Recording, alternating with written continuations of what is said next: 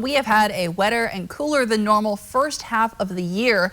You'll remember by this time in 2021, we had already reached triple digits. Then we had the heat dome that lasted a week. Grape growers and wineries are saying that all had a unique effect on the taste of their product. Madeleine Hagen breaks it down and tells us how wineries are constantly adapting.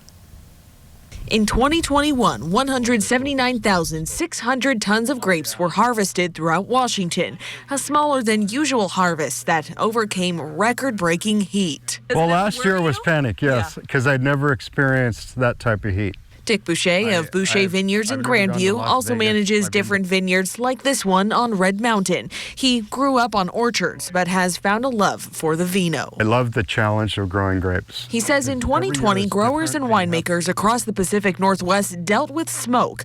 Then summer of 2021 brought on heat like never before. We thought we were prepared. We'd watered beforehand, and we were even watering when it happened. But still, for certain varieties, it was impactful. They kind of shut down and the leaves were singed the next morning when we came here. Heat is a double-edged sword. Obviously, we need heat in order to ripen the fruit, and it's very important, but too much heat. It sort of stunted it, and it kept them to these small little berries and small clusters. It turns out the intense heat made for a memorable vintage. It affected the quality positively. Smaller berries, more skin contact, more intensity, but it might be a harbinger of the future. Washington State Wine Commission President Steve Warner says resilience is vital for grape growers. You get one chance each year to make wine. And adaptability, flexibility, I think are key. Mother Nature has a funny way of throwing curveballs at you. But there are other aspects of the heat that affect production, worker safety. We hand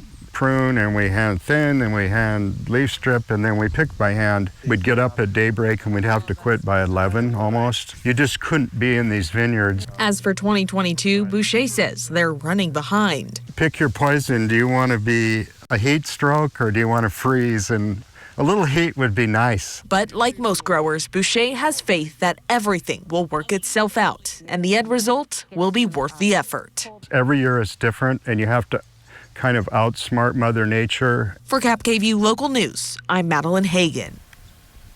Now they tell us the ever-changing climate also means they're dealing with more pests each year, but they are trying to use as few chemicals as possible to treat the grapes while ensuring they still make a delicious product.